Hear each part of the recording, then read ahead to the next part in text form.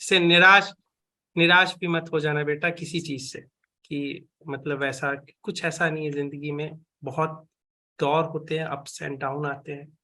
जिंदगी वही अच्छे से जी सकता है जो हर मोमेंट के लिए तैयार हो। किसी को ऐसा नहीं यस सोचना है कि आपको कि आज करके ये काम खत्म हो गया।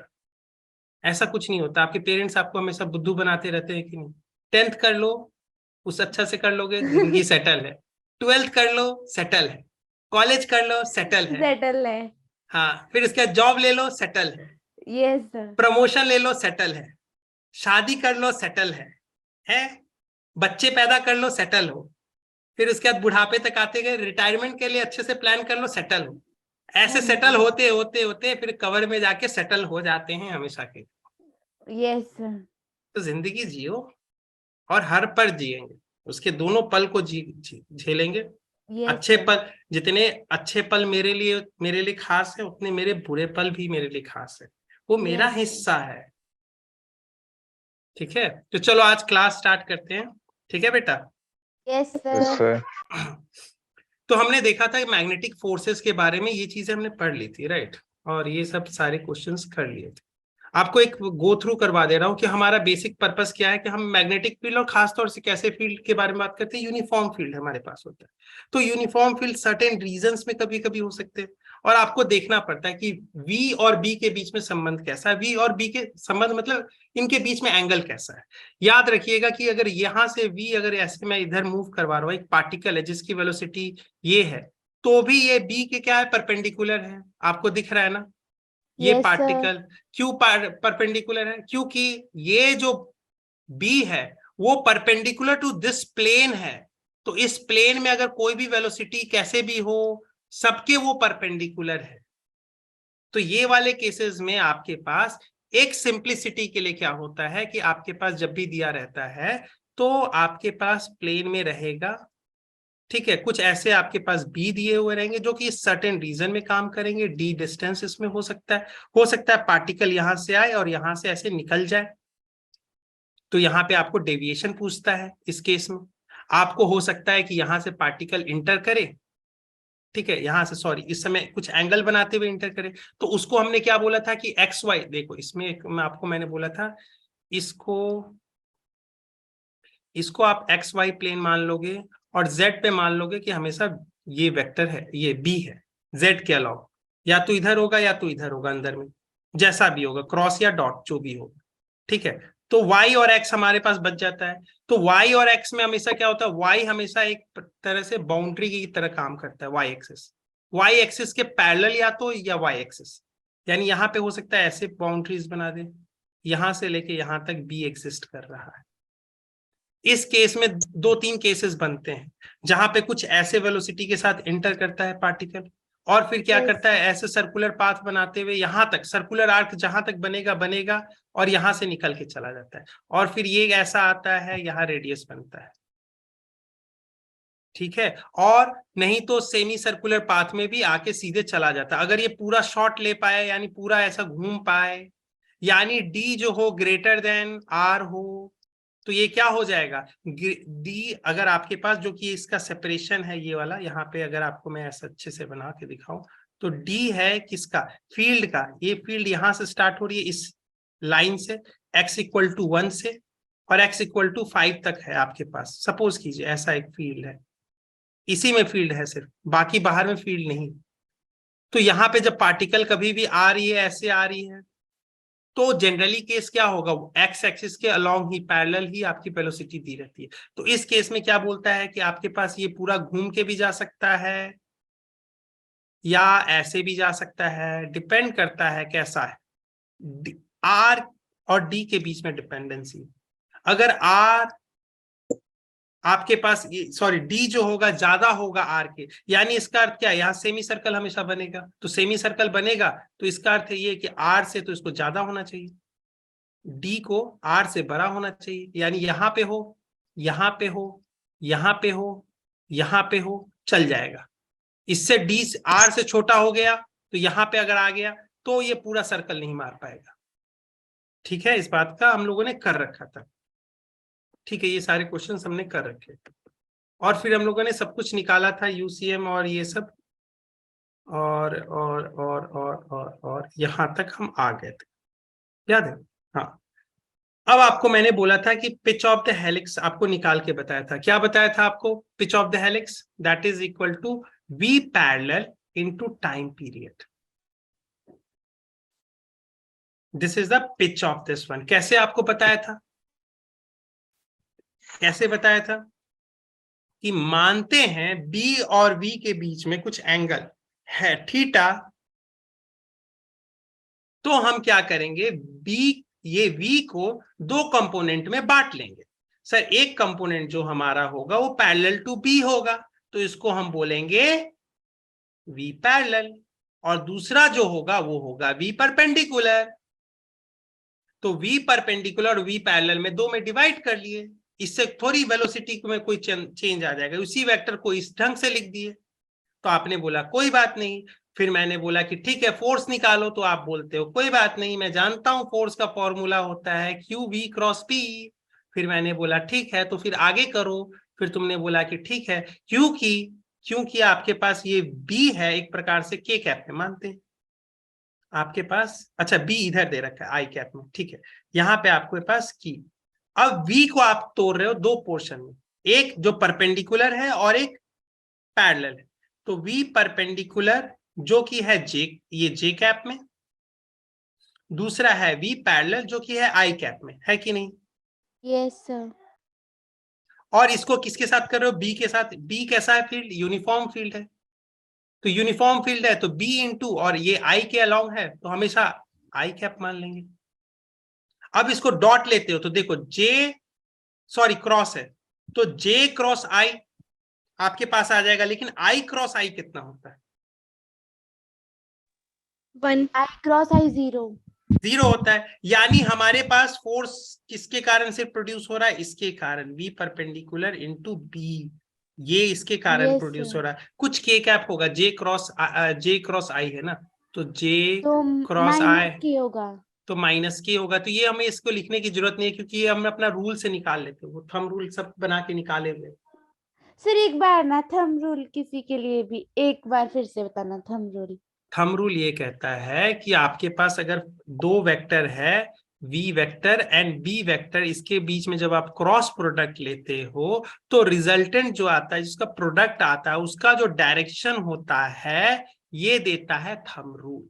वो कैसे कहता है कि मान लेते हैं वी जिधर है, तो आपको ये राइट हैंड का ये थंब को ऐसे लेके जाना है, जैसे यहाँ पे आपको दिखाता हूं।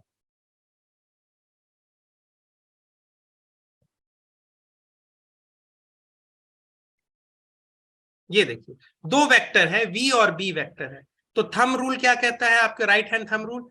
यहां से आप पहले कैसे हाथ किधर लेके आए? वी के डायरेक्शन में आप हाथ लेके आ रहे हो। देखो पहले आप ऐसे हाथ लेके आ रहे हो सीधे, देखो ऐसे सीधे हाथ लेके आ रहे हो, ऐसे इंटर कर रहे हो, तो वी जिधर वी है उधर, यानी पहला वेक्टर जो है उसके डायरेक्शन, उससे आप इंटर करोगे, जिस तरफ जा रहा है दूसरा वेक्टर है बी के तरफ, तो क्रॉस बी। आपके पास जो थंब का डायरेक्शन है, ये थंब का डायरेक्शन, ये होता है एन कैप। समझ में आया? Yes sir. तो यहाँ पे आपके पास मैग्नेटिक फोर्स जब पूछा जाता है किसी मूविंग चार्ज पार्टिकल पे, तो यहाँ पे भी क्रॉस प्रोडक्ट है, किसमें? वी और बी में। Yes sir. तो यहाँ पे क्या होगा? वी क्रॉस बी, तो वी क्रॉस बी, तो थंब जो देगा डायरेक्शन ऑफ दिस वन। और मैंने आपको बोला है कि जितने भी क्वेश्चंस है आपके पास, जितने भी आएंगे, बी आपके पास यूनिफॉर्म फील्ड होता है। तो यूनिफॉर्म फील्ड होता है यानी एक प्रकार से किसी एक डायरेक्शन में ही होगा और वो कांस्टेंट होगा, इसका ना डायरेक्शन चेंज हो रहा होगा। बी मतलब एक वेक्टर क्वांटिटी है, बी कांस्टेंट है, इसका अर्थ क्या है? हर पॉइंट पे मैग्नीट्यूड भी कांस्टेंट है और डायरेक्शन भी उसके कांस्टेंट है। Yes sir. तो इस पॉइंट पे अगर बी ये है, इस वेक्टर से रिप्रेजेंट करता हूं, तो इस पॉइंट पे भी बी ऐसा ही होगा, जो कि इसके पैरेलल होगा और इक्वल इन लेंथ होगा। फिर हर पॉइंट पे ऐसा ही होगा। तो हम अपने एक्स एक्सिस को ऐसे चूज करते हैं, इसी के डायरेक्शन के अलोंग बना दो, किसी ना किसी एक एक्सिस को, किसी ना किसी एक एक्सिस को इसी के अलोंग चूज करते हैं। Okay sir. तो ये हमारे पास क्या हो जाता है? बेनिफिट हो जाता है, ये एक वेक्टर में ही बन जाता है, यानी इसको बी आई कैप सिर्फ लिख सकते हैं, या आपको जे अगर वाई के हेल्प से करते तो वाई कैप में, तो जे कैप। इसमें बेनिफिट क्या होगा? सिर्फ एक डायरेक्शन में आएगा। बी का। बाकी इसके v के दो कंपोनेंट हो सकते हैं जो कि इसके अलॉन्ग होंगे और इसके परपेंडिकुलर होंगे। हाँ, इधर वाली भी वेलोसिटी हो सकती है, क्यों नहीं हो सकती, वेलोसिटी वेक्टर की इधर भी कंपोनेंट हो सकती है। जेड के अलॉन्ग कुछ है क्या, कोई नहीं है, लेकिन ऐसे क्वेश्चंस नहीं आते हैं आपके लिए। आपको हमेशा यही क्वेश्चंस आएगा कि आपके पास बी और वी के बीच में थीटा होगा और बी और वी का जो प्लेन होगा उसी में आप वाई मानते हो। इसको अगर आप x मान रहे हो तो x और y प्लेन में, जिस प्लेन में देखो दो लाइन हमेशा एक क्या होगा, एक प्लेन में एग्जिस्ट कर सकता है कि नहीं, दो लाइन हमेशा एक प्लेन में एग्जिस्ट करेगा, जिसका Yes, कॉमन sir. एक टेल होगा, एक कॉमन टेल Yes, होगा, तो sir. हमेशा एक प्लेन में एग्जिस्ट करेगा। मैं ऐसा Yes, बोल रहा हूँ कि स्पेस में वो ऐसा दिखे, वो ऐसा दिखे, लेकिन मैं इसके प्लेन में घुस जाता हूँ, इसी के प्लेन में बात करता हूँ, तो इसके प्लेन और v, जिस प्लेन में b है और v है दोनों है, उसी प्लेन में घुस गया मैं, और उसी प्लेन में क्या किया मैंने, उसको y मान लिया, एक को x मान लिया। x किसको माना, b के अलॉन्ग को मान लिया, और दूसरा y रह जाएगा। फिर ये v वेक्टर क्योंकि इसी प्लेन में है, x और y प्लेन में है, तो ये v वेक्टर दो ही कंपोनेंट में रिजॉल्व होगा, दो yes, ही sir. कंपोनेंट में रिजॉल्व होगा। इसी के लिए ये हम काम करते हैं।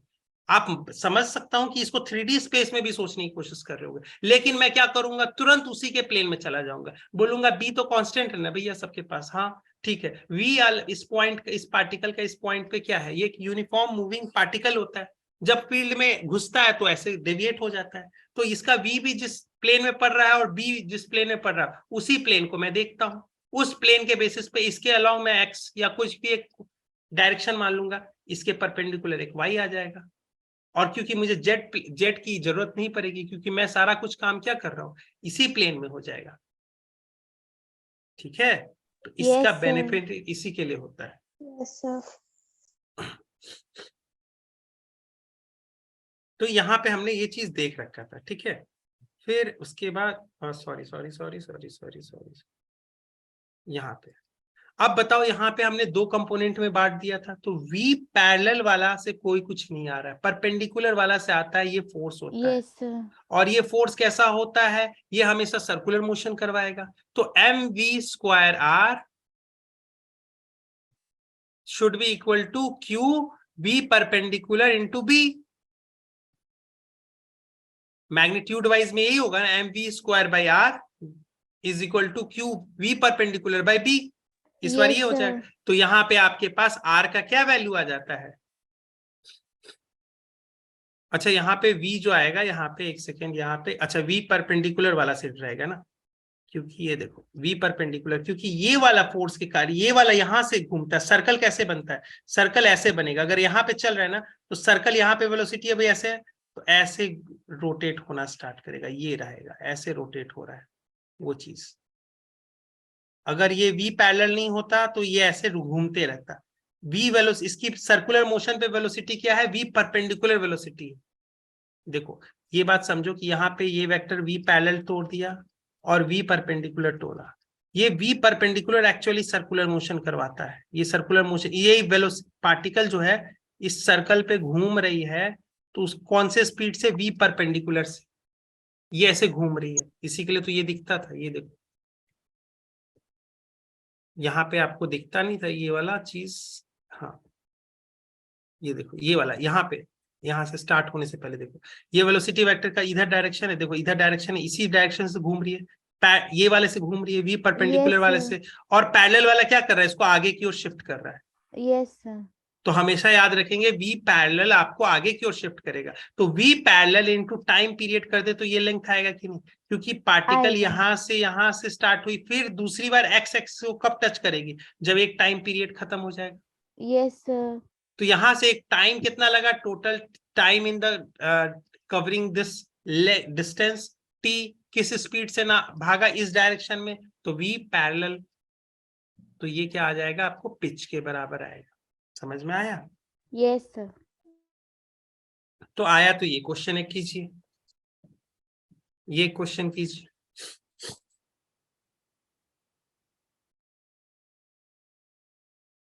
आप 2 मिनट कीजिए और मैं इस चीज को, आप कीजिए आराम से, मैं ठीक है ना, आपको कोई भी छोड़ के मत भागना बेटा, मैं सही बता रहा हूँ, ऑनेस्टली बता रहा हूँ कि आप Okay, छोड़ के हुए sir. भागोगे ना तो फिर क्या होगा, कब तक भागोगे, क्वेश्चन से भागो मत, लड़ो, यहाँ पे जितना आता है करो, मैं हूं तुम्हारे साथ यहाँ करेक्ट करने के लिए।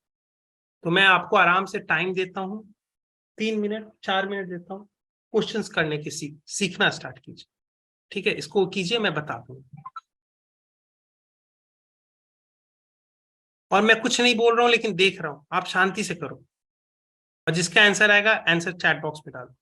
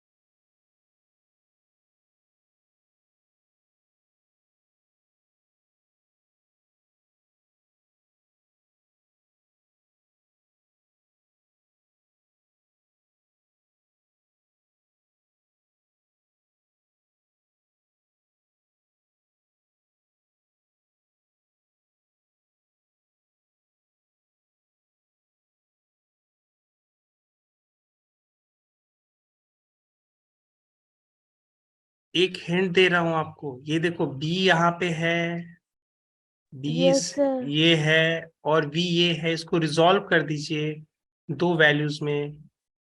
ठीक है, ये याद रखिएगा, v पैरेलल वाला और ये परपेंडिकुलर वाला। v परपेंडिकुलर किसके रिस्पेक्ट में होता है? v perpendicular with respect to b, formula में वो यस यूज सर। है v परपेंडिकुलर। तो यहाँ v परपेंडिकुलर निकालिए, फॉर्मूला सीधे आंसर आपको देगा। क्या होगा? Pitch is equal to v parallel into time period. बस यही करना है।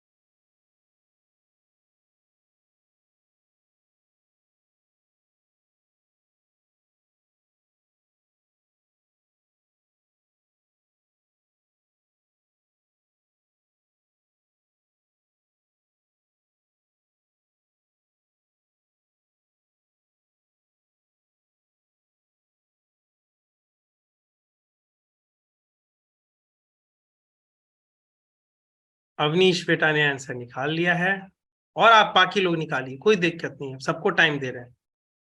देखते हैं बेटा अवनीश आता है कि नहीं आंसर।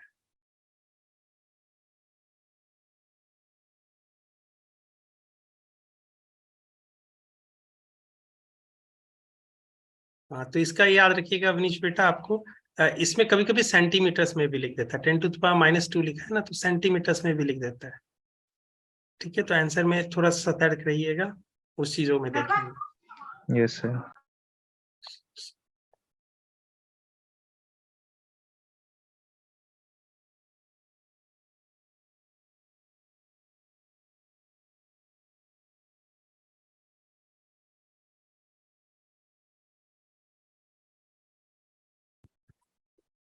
देखो अंजना बेटा ने भी निकाल दिया।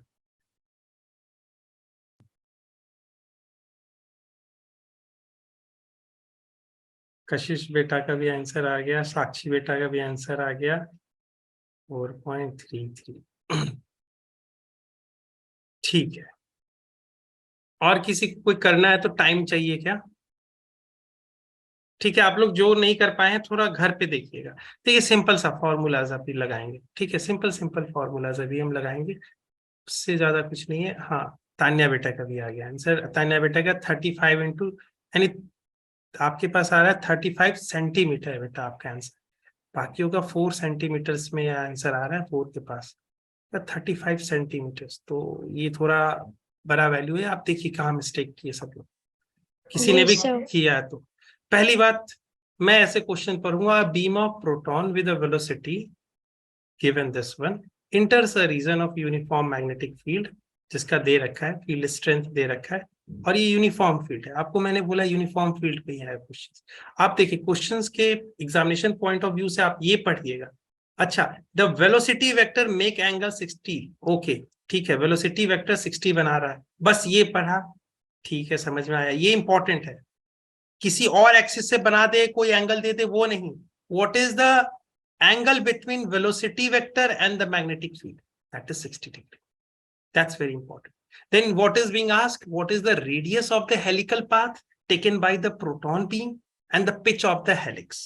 तो helix मतलब वो helical path ही है.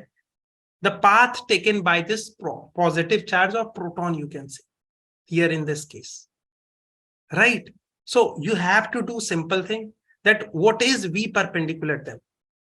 That is going to be, this is cos theta will be parallel and sin theta will be perpendicular, right? So I can write Yes, down sir. this velocity 4 into 10 to the power 5 into sine 60 root 3 by 2. That is this one. Right? और ऐसा ही Yes, unit में है, sir. कोई दिक्कत की बात नहीं है। दूसरी बात, बी क्या दे रखा है इसमें? 0.3 टेस्ला। ठीक है, और कुछ दे रखा है नहीं? ठीक है, what is the radius? Radius का फॉर्मूला क्या आएगा? एम बी, लेकिन इस बार परपेंडिकुलर आ जाएगा। Yes, sir. Upon QV. ठीक है, बस रखते जाते हैं। तो यहाँ पे आपके पास, अच्छा यहाँ पे ये नहीं दे रखा है ना, हाँ तो ठीक है, मास ऑफ द प्रोटॉन आपको पास ऐसे याद रखना चाहिए, या कभी कभी आपके 1.6 into 10 raised to power minus 27. और केजी में होगा। ठीक है, तो Yes, ऐसा sir. यूनिट है, कोई दिक्कत की बात नहीं है। और नीचे में उसके बाद भी ये कितना आया है? 2√3 इंटू 10 to the power 5 आया है। This is going to be equal, sorry, divided by b कितना है? 0.3। And what is q? Q is 1.6 into 10 to the power 9 is 19 coulomb.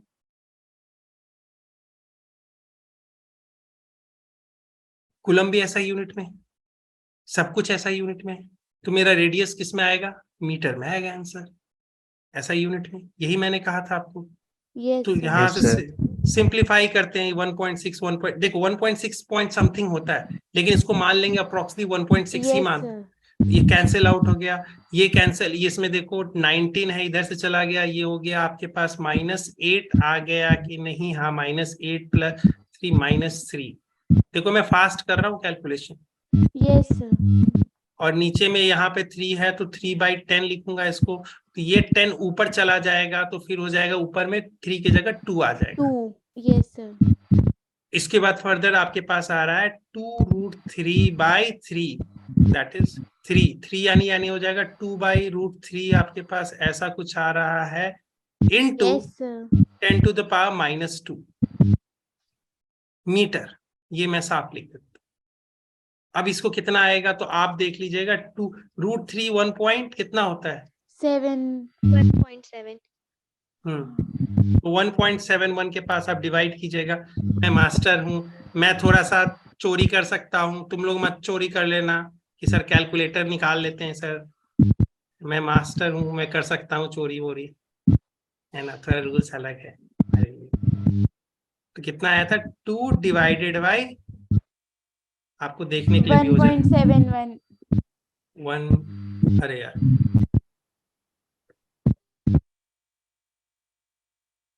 2 divided by 1.71 is equal to 1.69।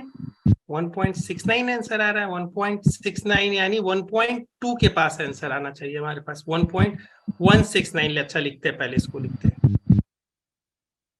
तो इसका answer आ रहा है, अरे यार यहाँ पे फुल स्क्रीन करना पड़ेगा। तो यहाँ आ रहा है 1 पॉइंट कितना आ रहा था, 1.169 इन, और ये रह गया था इंटू 10⁻⁻2 मीटर के पास आंसर आ रहा है, जो कि देखते हैं कि क्या ये सही है।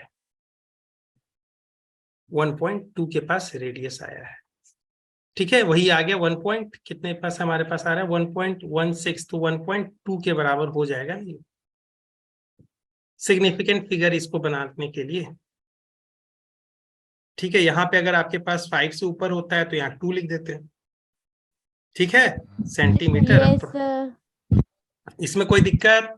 No sir. हेलिकल पाथ के लिए अब बताओ कैसे पिच कैसे निकालोगे? v पैरेलल निकाल लोगे और टाइम पीरियड के साथ मल्टीप्लाई करोगे। टाइम पीरियड क्या होता है?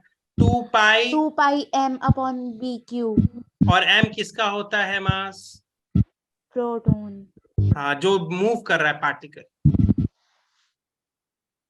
ठीक है, यस सर। ये बात, तो ये एक चीज कर लोगे तो इसका आंसर ये आ जाएगा। ठीक है, पिच आएगा 4.4।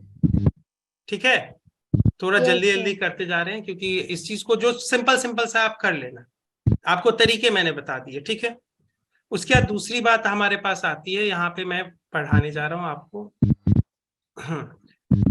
electromotive force, electromagnetic force. Now you was studying the magnetic force on a moving charge. Now what is electromagnetic force? Now I state, now this is not only B is existing in this region, there is E also. There is E also. So what will happen with this charge? क्योंकि आप जानते हो electrostatic में कि जो अगर कोई charge रुका हुआ है यहाँ पॉइंट पे, स्टैटिक हम लोग इलेक्ट्रोस्टैटिक में पढ़े थे कि अगर चार्ज टेस्ट चार्ज को यहाँ पे ले आते थे, राइट, तो यहाँ पे फील्ड इंटेंसिटी E है, तो फोर्स इसके ऊपर कितना एक्सपीरियंस होता था? तो आप बोलते थे force is equal to Q times E, बोलते थे कि नहीं? Yes sir. तो यहाँ यानी इसके ऊपर ये अगर रुका हुआ रहता तो फील्ड, और चलता हुआ भी रहता तो फील्ड यही फोर्स लगाएगी। अगर चलता हुआ रहेगा तो क्या होगा? ई चेंज होते रहेगा उसका, यहां से लेके यहां पहुंचेगा। जिस समय यहां पे पहुंचेगा उस समय का जो ई होगा उस पॉइंट पे टाइम्स क्यू, और वो क्या लगा? फोर्स उसके ऊपर, चार्ज पार्टिकल के ऊपर फोर्स दे देगा। ये किसके कारण है? ई के कारण। Now this charge particle, because the magnetic field is also there and charge particle interact with the magnetic field also, so it will also experience another force that we understand, force is equal to QV cross P. Now you see the things, ये किसके कारण है force? ये B magnetic field में ये moving charge है, उस कारण से एक फोर्स एक्सपीरियंस कर रहा है। ये फोर्स किस कारण से है? बिकॉज दिस चार्ज इधर इट इज मूविंग और rest, it is nothing compulsory over there. यहां पे आप रेस्ट पे नहीं ले सकते हो। V0 हो गया तो V क्रॉस P 0, तो यहां पे आपके पास कोई कंपल्सन नहीं है whether it is a moving charge or at rest, it will always if it is in the field, electric field, it will always experience a force that is Q times E. अगर ये यहां पे भी अब यही वाली case होगा, E भी यूनिफॉर्म आ जाएगा। ठीक है, तो अब जो उस चार्ज पार्टिकल पे टोटल फोर्स कितना लग रहा होगा? क्या ये दोनों का सम होना चाहिए कि नहीं? Yes sir. हाँ, दोनों का सम वेक्टर एडिशन होगा, ये अलग बात है। तो इस कारण से हम एक बात जानते हैं कि force on the particle due to the field, electric field, this is coming out to be QE। ये वेक्टर फॉर्मेट में लिखा हुआ है, यानी फोर्स का डायरेक्शन फील्ड के डायरेक्शन के बराबर हो, ये वेक्टर फॉर्म में लिखा हुआ है। Now this force is equal to on this particle due to magnetic, जिसको कहते हैं मैग्नेटिक फोर्स, ये है electrostatic force. This is F, M मतलब magnetic force on this charged particle because of this B, and it is moving. So this will come out, F is equal to QV cross B. Because this is the same particle. So it means it will experience a force because of E also and B also. So what is the net force? That we will call it Lorentz force equation. Do you get my point? सबको समझ में आया? Yes, sir. So right, अब से ये चीज, और ये चीज एक बात आपको कभी कभी एग्जामिनेशन में पूछी जाती है, हालांकि ये बहुत डेप्थ वाली बात है कि both an electric field and magnetic field are frame dependent, but Lorentz force is frame independent. आपको एक्चुअली मैं बताता हूं, अगर मान लेते हैं ये v वेलोसिटी से पार्टिकल आपने ऊपर फेंका, आप इनर्शियल फ्रेम कांस्टेंट वेलोसिटी के साथ ट्रेवल कर सकती है, एक्सीलरेटेड नहीं होना चाहिए, यही होता है ना, कांस्टेंट वेलोसिटी के साथ तो ट्रेवल कर सकती है, एक्सीलरेटेड नहीं होना चाहिए। कोई फ्रेम अगर एक्सीलरेटेड हो गई तो वो नॉन इनर्शियल फ्रेम बन जाती है। हमने एक फ्रेम को मूव करा दिया v वेलोसिटी से, अब इसके रिस्पेक्ट में ये क्या हो गया, जीरो वेलोसिटी, तो इसकी जीरो हो गई कि नहीं? Yes, sir. अब इसके रिस्पेक्ट में जीरो, यानी यहाँ इसके ऊपर बी तो कोई फोर्स लगाना नहीं चाहिए। अगर मैं इस केस में देखता हूं, अगर आपके पास फील्ड ऐसी है और आप मूव करके ऐसे देख रहे हो, तो आपको लगेगा कि मूव कर ही नहीं रहा है, लेकिन ये तो सर्कुलर मोशन में चल रहा है ऐसे। Yes, sir. अगर ये ऐसे सेम चलते रहती तो समझ में आता है कि ये भाई रेस्ट पे है और ऐसा सब कुछ है, लेकिन ये तो गोल गोल घूम रहा है सर्कल के अनुसार, इसको तो ये कम से कम सर्कल होते हुए तो दिखेगा, जबकि आपके अनुसार क्या बोल रहे हैं, यहाँ पे इसकी वेलोसिटी है ही नहीं इस पार्टिकल की, आप तो बोल रहे हो कि ये रेस्ट पे रखा हुआ है। तो ये सारे फोर्सेस फ्रेम डिपेंडेंट होते हैं, लेकिन लॉरेंज फोर्स अल्टीमेटली जब ये सॉल्व करके निकाला जाता है, टोटल फोर्स, ये आपस में यहाँ पे दूसरे फील्ड आ जाते हैं, इसको आप आगे पढ़ेंगे, कॉलेज में पढ़ेंगे। यहाँ पे एक नॉन जिसका पोटेंशियल नहीं निकाला जाता, वो फील्ड आती है इलेक्ट्रिक फील्ड। ऐसी इलेक्ट्रिक फील्ड जिसकी इसका पोटेंशियल नहीं निकाला जाता है, उस इलेक्ट्रिक फील्ड का आपके ऊपर एक बार देखिएगा, मेंस में एक बार क्वेश्चन भी आया था आपके ऊपर, मैं एक दिखाता हूं। अरे यार, रिस्टोर करो भैया, 33 ईयर्स पे से जी, ये वाला करो, बोलो भैया, क्वेश्चन आई थी, इस क्वेश्चन को आप घर पे बैठ के सोचिएगा। ये रहा वो क्वेश्चन, कहाँ गया भाई क्वेश्चन भैया, इलेक्ट्रोस्टैटिक है ना।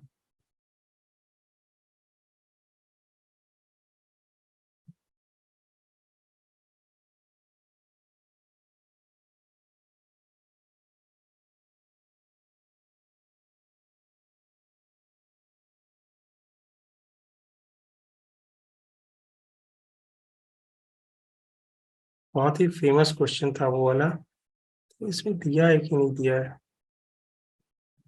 इसमें दिया होना चाहिए यार, इसमें नहीं दिया है क्या? उस क्वेश्चंस को मैं दिखाऊंगा, उसमें आपको पता है वो इलेक्ट्रिक फील्ड लूप बनाती है, जैसे हर फील्ड क्या होती है, कहीं से निकलती है, पॉजिटिव से निकलती है, निगेटिव में जाके डूबती है, वो ऐसा नहीं करती है, वो एक फील्ड ऐसी क्रिएट होती है, वो एक अलग फील्ड होती है, इलेक्ट्रोस्टैटिक ही फील्ड होती है। लेकिन नेट फोर्स हमेशा, इसके ऊपर एक मैं ये ढूंढ लेता हूँ, क्योंकि वो अच्छा क्वेश्चन था, बहुत अच्छा क्वेश्चन था।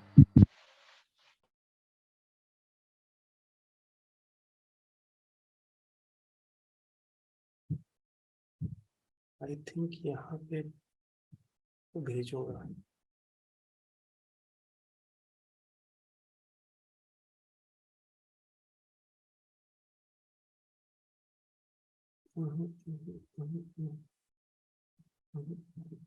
इसमें नहीं दे रखी क्वेश्चन। अच्छा ला, इसमें सर्च करता हूँ, सर्कुलर इलेक्ट्रिक फील्ड क्वेश्चन आइड,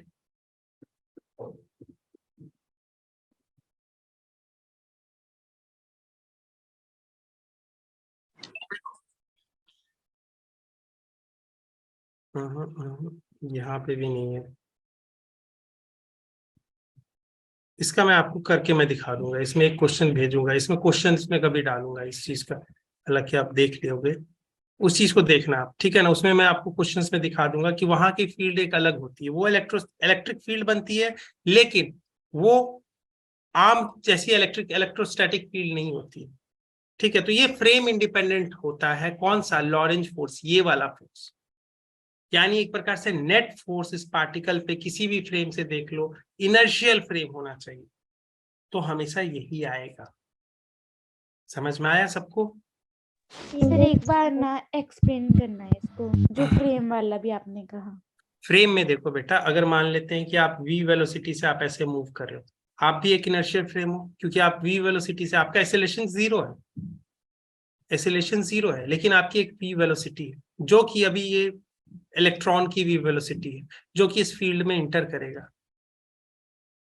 एक्चुअली ऐसा दिखेगा कि फील्ड अचानक से इधर इसके पास आ रही है, इसको ऐसा दिखेगा, क्योंकि आप देखो यहाँ पे आप एक सही बंदा है जो सबसे ज्यादा रेस्ट में, वो सबसे देख रहा है, ये दोनों सेम वेलोसिटी से मूव कर रही है, तो ये क्या कर रही है, इसमें फील्ड में दोनों साथ में इंटर होंगे।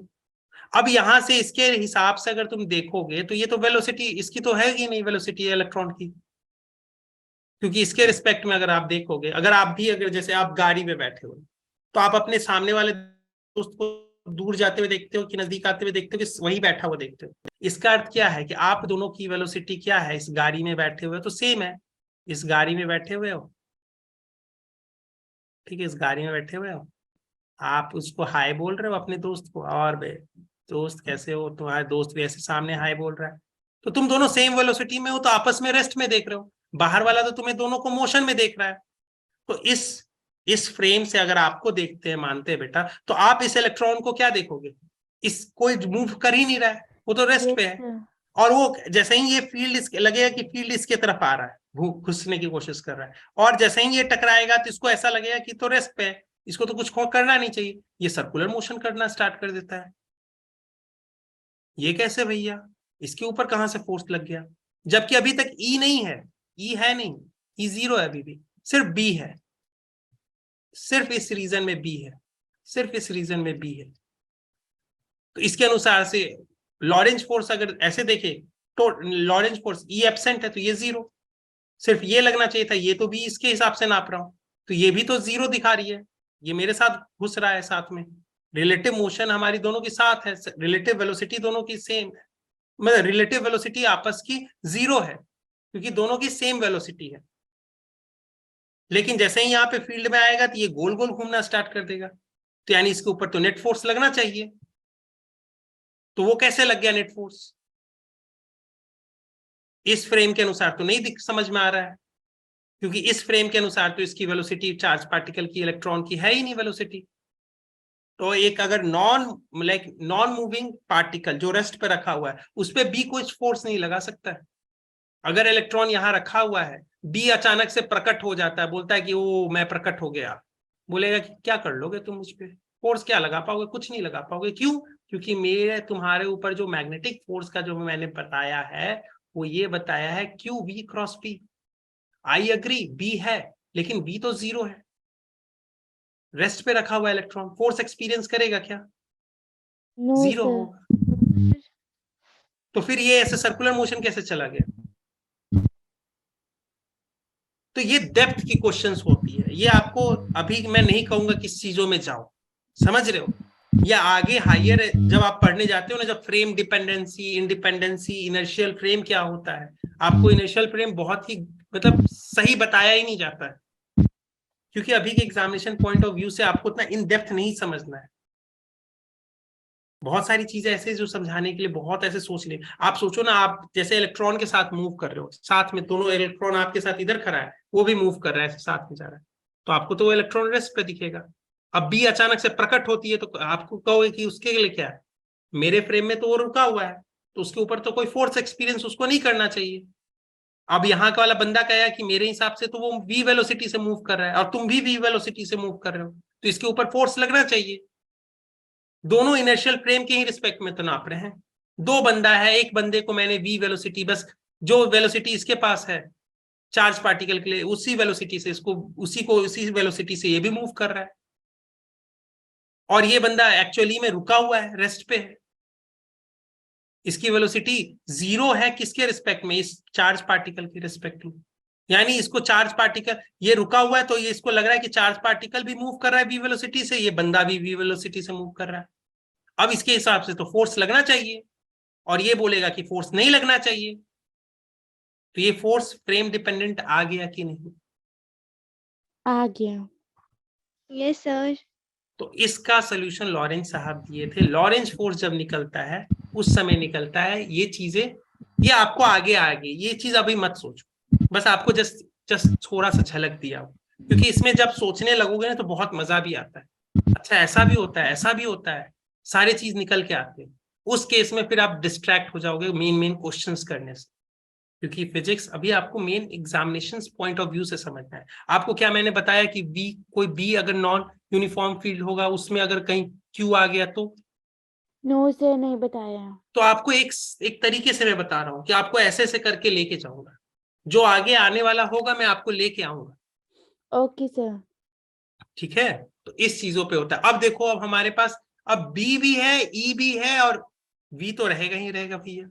ठीक है, मान लेते हैं कि वी ऐसा भी हो सकता है वी नहीं भी हो, लेकिन हमारे पास ऐसा केस आया, वो तो वी जब नहीं होगा तो ऑफकोर्स सिर्फ क्यू इंटू ई फोर्स लगेगा, उस समय क्यू इंटू ई फोर्स लगेगा। नाउ अब मैं पूछता हूं कि लॉरेंज फोर्स आपने बोला था, उसको क्या आपने बोला था? This is equal to q times e, यानी एक चार्ज पार्टिकल के ऊपर टोटल फोर्स कितना एक्ट कर रहा है, दैट इज क्यू टाइम्स ई। ये फोर्स किसके कारण आ रहा है? इलेक्ट्रिक फील्ड के इंटरैक्शन के कारण। ये चार्ज पार्टिकल इलेक्ट्रिक फील्ड के साथ जब इंटरैक्ट कर रहा है तो एक फोर्स एक्सपीरियंस कर रहा है Q into E. Now the second force is because of the magnetic field के साथ इस चार्ज पार्टिकल का interaction, that is given Q times V cross P. Now what we have in this case, E, B and V are all collinear. Now collinear means In one line. in one line, yani they have either theta is equal to 0 or 180. Yes, sir. तो यहाँ पे theta 0 या 180 हो जाएगा, तो इसका value क्या हो जाएगा? v cross b। ऐसे में क्या होता है, ये वेक्टर जो कि एक दूसरे के साथ एंटी पैरेलल है, साइन थीटा साइन 180 डिग्री कितना होता है? 0। तो यानी ये फोर्स रहेगा नहीं, सिर्फ यही फोर्स काम करेगा। Yes sir. तो ऐसे क्वेश्चंस आपको दिए जाते हैं कि एक चार्ज पार्टिकल जो जिसमें क्या है, E और B दोनों एग्जिस्ट है उस रीजन में, और वो चार्ज पार्टिकल का वेलोसिटी क्या है? E और B के अलोंग है। तो वो बताओ चार्ज पार्टिकल कितना फोर्स एक्सपीरियंस कर रहा होगा? What is the force? You will say Q into E। Yes, sir. ठीक है, now I have a second case. I have a second case where E, B and V are mutually perpendicular. Is it like in this diagram it is visible or not? शायद से नहीं दिख रहा होगा। ये देखो डॉट डॉट है, ये सब डॉट डॉट है बने हुए स्क्रीन पे। ये डॉट डॉट है, मतलब फील्ड आपके पास B का फील्ड ऐसा है, ये देखिए B का फील्ड ऐसा है, perpendicular to this plane. E कैसे है? E Y डायरेक्शन में एक प्रकार से कह लीजिए। आपके पास B किधर है? Z में। ये किधर है? E किधर है? Y में। वाई में। और V किधर होगा? तो भैया X में रहना पड़ेगा, क्योंकि इन तीनों को परपेंडिकुलर है एक दूसरे के, म्यूचुअली परपेंडिकुलर। E V से भी परपेंडिकुलर है, E B से भी परपेंडिकुलर है, B V से भी परपेंडिकुलर है, B E से भी परपेंडिकुलर है। म्यूचुअली परपेंडिकुलर का अर्थ समझ गए? जो तीनों कोऑर्डिनेट एक्सिस में आपस में, देखिए ये एक्सिस होते हैं, ये एक्सिस अगर मैं इसको y मानता हूं, इसको x मानता हूं, तो ये एक्सिस आपके इसके भी परपेंडिकुलर है, इसके भी परपेंडिकुलर है। फिर इसी प्रकार से ये वेक्टर थंब वाला, ये इसके भी परपेंडिकुलर है, इसके भी परपेंडिकुलर है। ठीक है, तो म्यूचुअली परपेंडिकुलर का अर्थ यही होता है। यानी आप क्या करोगे, B को एक एक्सिस की तरफ मान लोगे, E को एक एक्सिस की तरफ मान लोगे, और V तीसरे एक्सिस पे आ जाएगा। ठीक है, तो इस केस में क्या होगा बताओ?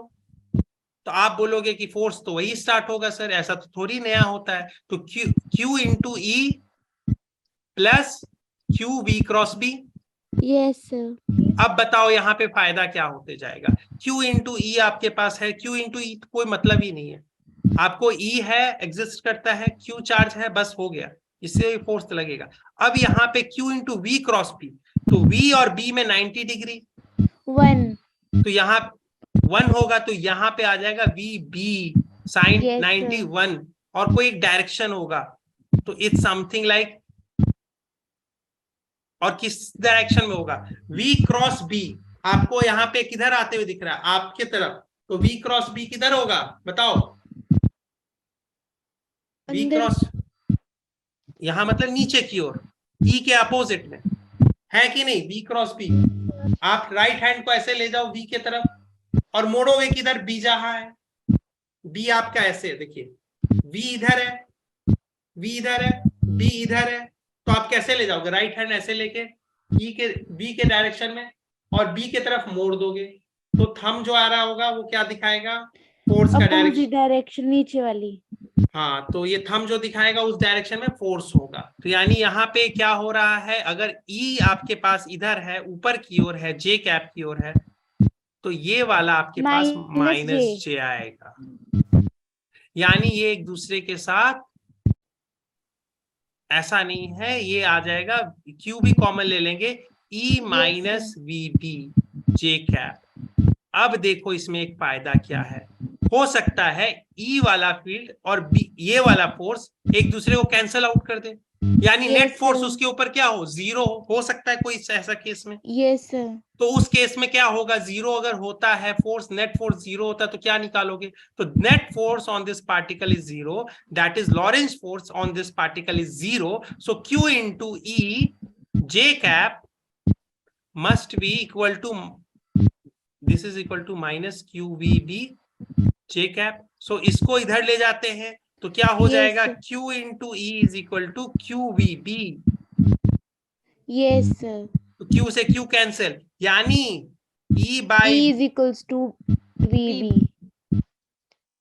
इसका अर्थ है कि इलेक्ट्रिक फील्ड और मैग्नेटिक फील्ड आपस में अगर ऐसे बंधे होंगे कि E is equal to B times V आता है, तो उस केस में नेट फोर्स क्या होगा, जीरो होगा उस पार्टिकल पे, तो उस पार्टिकल के साथ क्या हो रहा होगा, वो जैसा है वैसा चलते जाएगा कि नहीं, Yes, sir. Yes, sir. यानी इसका हम इस्तेमाल करके हम चाहें तो अगर V पलट गया, थोड़ा सा भी इधर उधर हुआ, तो क्या एक फोर्स डोमिनेट करके उसको उतने तरफ ले जाएगा कि नहीं, Yes, sir. अगर ये वाला ज्यादा होगा तो ये बोलेगा भैया तुमको हम, सुनो भैया तुम रुको यहाँ पे, हम तुमसे ज्यादा हैं, तो हम अपने तरफ इसको इलेक्ट्रॉन को ऐसे लेके जा रहे हैं, Yes, sir. और E ज्यादा होगा तो भैया कहेगा भैया तुम रुको, हम लेके जा रहे हैं, ऊपर की ओर लेके जाएंगे Yes, हम। sir. यानी एक वेलोसिटी पे, इसी को कहते हैं वेलोसिटी सेलेक्टर का रोल, यानी आप कुछ पार्टिकल को कुछ आपको नहीं मालूम है किस वेलोसिटी से भेजा है, लेकिन आपको इस्तेमाल करना है वो वेलोसिटी, उस पार्टिकल का वेलोसिटी, वो पार्टिकल चाहिए जो इस वेलोसिटी से हो। आपको इसमें खास तौर से ऐसे निकालते हैं कि आप बहुत सारे V1 पार्टिकल है, ऐसे V2, मतलब एक पार्टिकल भेजे जा रहे हो अलग अलग वेलोसिटी से, जो कि x डायरेक्शन में, V1 है, V2 है, कोई V3 से आ रहा है, वेलोसिटी अलग अलग है पार्टिकल्स की, आप क्या करोगे, इसके ऐसे वाले फील्ड से गुजारोगे, एक कोई ऐसा वेलोसिटी होगा जो कि अनडेविएटेड चला जाएगा, उसके लिए क्या कंडीशन होगा, वो ये कंडीशन होगा, और बाकी क्या होंगे, इधर उधर डेविएट होके खत्म। Yes, sir. तो यानी हमें इस वेलोसिटी V1 की वेलोसिटी चाहिए, तो V1 वाला ऐसे लगा देंगे और E और B ऐसे लगाएंगे कि E is equal to B V1 होना चाहिए, तो हम इलेक्ट्रिक फील्ड को अपने हिसाब से थोड़ा मैनिपुलेट कर देंगे, तो उससे क्या होगा, यहाँ पे जो पार्टिकल्स निकलेंगे उसकी एक ही वेलोसिटी होगी और वो V1 वाले निकलेंगे, और बाकी वाले छटैया हो गए। समझ में आया? Yes, sir. समझ में आ जाता है, तुम झूठ तो नहीं बोलते हो ना? No, आगे से। sir. तो ये देखो यहाँ पे पार्टिकल है, ठीक है, यहाँ पे चीजें हटा दे, अब ये पार्टिकल ऐसे यहाँ पे फोर्स एक्सपीरियंस कर रहा होगा, इसके कारण Q इंटू E के कारण, दूसरा फोर्स नीचे की ओर फोर्स एक्सपीरियंस करेगा, वो कौन सा फोर्स एक्सपीरियंस करेगा, Fm के बराबर। Yes, अब यहाँ पे जहां पे कैंसल आउट हो पाता है, ये टोटल फोर्स इसके ऊपर ये लगता है, अब एक स्पेशल केस ले लेते हैं जहां पे ये 0 होता है, उस केस में ये आता है, ये याद रखना। ठीक है, इसको याद करने का तरीका मैं बताता हूं। यहाँ पे एक और क्वेश्चन आएगा, इलेक्ट्रोमैग्नेटिक फील्ड्स में आएंगे आपके पास, ये वाला याद रखना, E = BC वहां यूज करते हैं, तो यहीं से याद रखना E = BC। तो B के जगह मतलब यहाँ ये C स्पीड ऑफ लाइट होती है, तो यहाँ पे पार्टिकल लगा देना, V लगा यस देना। सर, तो ये याद रखने के लिए तरीका सही रहेगा कि नहीं, EBC बिल्कुल। Yes, sir. है। मैं नाम नहीं बता रहा हूँ, BC मतलब ऐसे सब ऐसे मत बोलना, ऐसे याद करने के तरीके बता दिया हूँ, ऐसे केस फेस मत कर देना मेरे पे, सर गलत गलत चीज बनाते रहते हैं। तो नो दिस, सर, अरे मजाक कर, तो दिस कंडीशन, ठीक है ना, ऐसे मतलब मैं आपको तरीके बस बता दिया, और इन चीजों को आप यूज करोगे। देखो आपको मैं पढ़ा कम रहा हूं, अप्रोच ज्यादा बता रहा हूं, क्वेश्चंस को करेंगे कैसे, ठीक है, क्योंकि अभी मैं पढ़ाता तो बहुत डिटेल लगेगा टाइम बेटा। आपको कब देना है paper, first week of Feb में देना है, और ये स्टार्ट हो जाएगा क्योंकि बहुत पहले से भी स्टार्ट रहेगा, तो आप समझ लो लास्ट वीक ऑफ द जनवरी से लेके फर्स्ट वीक तक ऐसा है। तो इस केस में आपको देना है, तो मतलब समझ रहे हो ना कि अभी आपको इतना अप्रोच ज्यादा इंपॉर्टेंट रहेगा, ठीक है। Yes, अब देखो, yes sir, this condition can be use to select the charge particle of a particular velocity out of the beam containing charges moving with different speed irrespective of their charges and masses। तो हम अलग अलग इसमें, अगर इस direction में आपको क्या बोला था, म्यूचुअली परपेंडिकुलर होते हैं इस केस में। ई भी आपके पास कैसा होगा, एक इधर डायरेक्शन में होगा, बी इधर होगा, वी इधर होगा। तो आपको याद रखना है इस सिचुएशन में कि एक पार्टिकल, एक वेलोसिटी ऐसी होगी जिसपे ये बिना डेविएशन ऐसे चला जाएगा, क्योंकि उसके ऊपर नेट फोर्स हमेशा 0 रहेगी। समझ में आ यस गया, सर, ये देखो Yes, zero sir. चला गया, क्यों, क्योंकि ऐसा ये रिक्वायर्ड था, ठीक है। और ये वाले देखो चले गए ऊपर डेविएट और होके, डेविएट होके, और कैसे ये चीज देखो, यहाँ पे जो इसकी वेलोसिटी स्पीड है, इसकी स्पीड है, ये लिखी हुई है, और ये हमें रिक्वायर्ड है, मतलब हमें रिक्वायर्ड यही चाहिए थी। हमने रिक्वायर्ड स्पीड क्या चाहिए थे, जिसका रेशियो E/B से मिल जाए, E/B का रेशियो के हिसाब से यही वाली वेलोसिटी चाहिए हमें। तो ये अगर मान लेते हैं कि आपकी रिक्वायरमेंट से कम है, रिक्वायरमेंट से कम है यानी आपकी जो स्पीड आपने बोली थी कि ये चाहिए थी हमें स्पीड, इससे कम अगर स्पीड से आ रही है, तो इसका अर्थ यहाँ पे ऐसे लिखेंगे, V < V रिक्वायर, ठीक है सर। तो भैया यहाँ पे हम Q भी लगा दे तो इधर भी Q लगा सकते हैं, और इधर B लगा दे तो इधर भी B लगा सकते हैं, और फिर उसके बाद ये VBQ, अच्छा ये वाला चीज नहीं लग पाएगा, नहीं यहाँ पे ये नहीं लग पाएगा। एक एक तरीके से बताता हूँ, यहाँ पे एक चीज से, यहाँ पे तो नीचे चला गया, ठीक है। अब यहाँ पे देखो, V रिक्वायर्ड को आप क्या लिख रहे हो, E/B लिख रहे हो ना, E और B का रेशियो, दोनों मैग्नीट्यूड है ना, तो यानी नॉन नेगेटिव नंबर है, इसको इधर मल्टीप्लाई करेंगे तो कोई चेंज नहीं आएगा।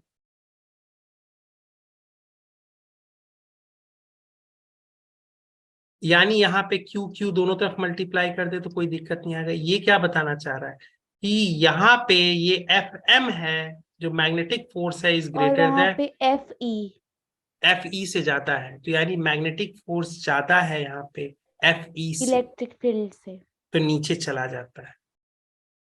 नहीं, इलेक्ट्रिक फील्ड से नहीं, जो इलेक्ट्रिक फील्ड के कारण जो फोर्स उस चार्ज पार्टिकल पे हाँ आता यस है, सर, और जो ये मैग्नेटिक फील्ड के कारण इस चार्ज पार्टिकल पे फोर्स आता है, वो दोनों को सेपरेटली देखें तो यहाँ पे मैग्नेटिक फील्ड के कारण जो इस चार्ज पार्टिकल पे फोर्स लग रहा है, तो वो ज्यादा है कंपेयर टू इस इलेक्ट्रिक फील्ड से लगने वाला, ठीक है।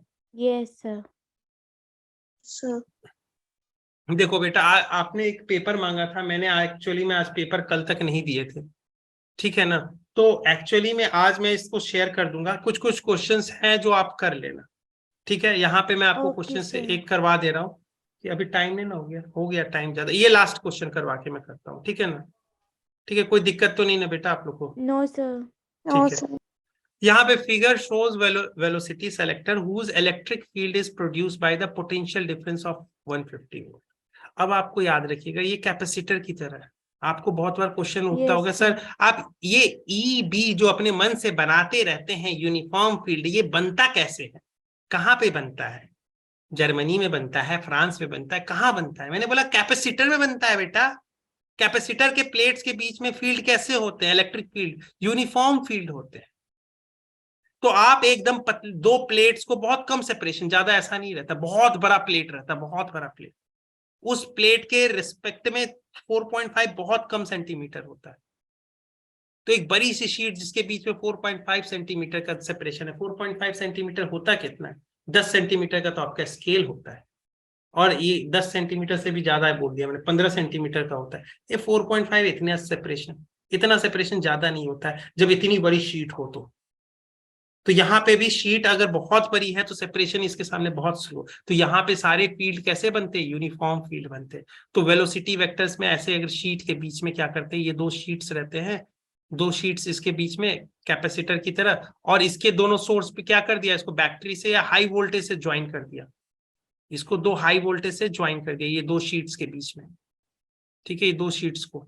तो यहाँ पे एक फील्ड प्रोड्यूस हो जाती है, और वो फील्ड प्रोड्यूस होती है, ठीक है, उससे कैसे निकालेंगे? अगर आपके पास वोल्टेज डिफरेंस दे रखा है तो आपको याद कीजिए, आपको मैंने बताया था dv is equal to minus E dot D are.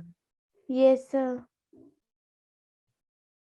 इसको शॉर्टकट में मैंने बताया था क्योंकि ई कांस्टेंट है। आप मानिए कि डी आर आप जो ले रहे हो पाथ, ये डी आर हमेशा कैसा पाथ ले रहे हो? हायर पोटेंशियल से आप मूव कर रहे हो लोअर पोटेंशियल की तरफ, ऐसे मूव कर रहे हो, प्लेट के अक्रॉस मूव कर रहे हो, ठीक है, प्लेट के अक्रॉस, एक प्लेट से दूसरे प्लेट की तरफ स्ट्रेट जा रहे हो, बिल्कुल सीधा जा रहे हो फील्ड लाइंस के अलावा।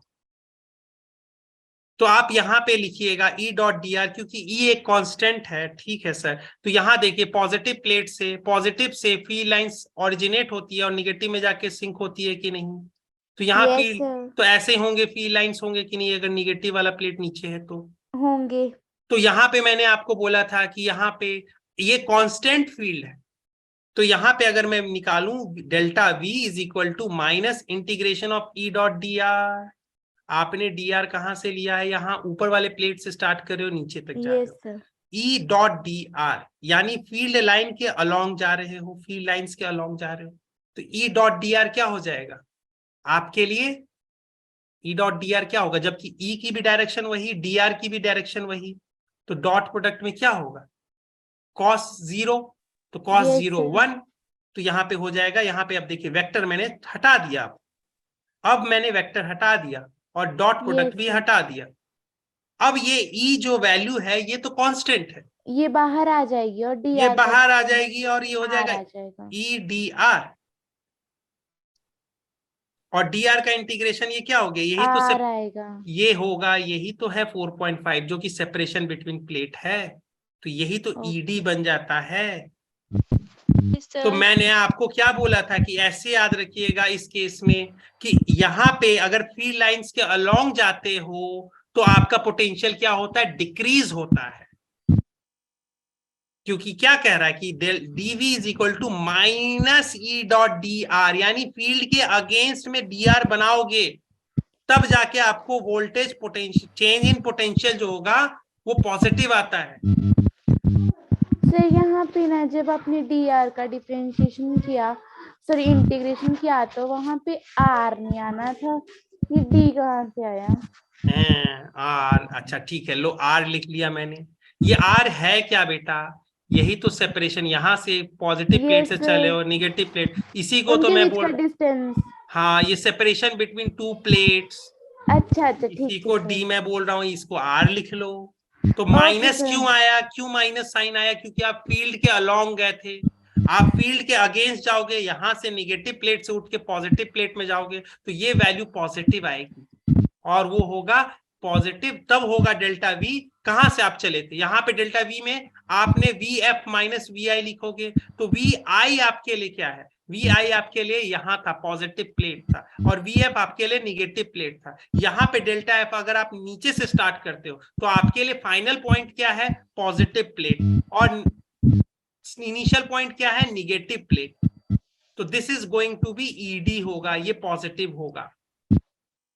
बस साइन में अंतर आता है, समझ में आ रहा है कि क्यों आपके साइन में आ रहा है, क्योंकि डेल्टा वी होता है वी एफ माइनस वी आई, हमेशा होगा ही होगा। और यहाँ पे इनिशियली आप क्या लिए थे, पॉजिटिव प्लेट को लिया था, तो इनिशियल आपके पॉजिटिव प्लेट है, फाइनल क्या है, निगेटिव प्लेट है, तो V negative minus is equal to minus E D R. तो यही देखो, यही बात हो जाएगी ना, V minus minus V plus is equal to minus E D R है आपके पास। तो इसी को अगर माइनस को इधर ले जाओ और इसको मल्टीप्लाई कर दो अंदर में इसको, तो इसको उल्टा हो जाएगा, तो V positive minus V negative E D. तो यही चीज तो यहाँ पे भी मैं लेके आके लिख रहा हूं।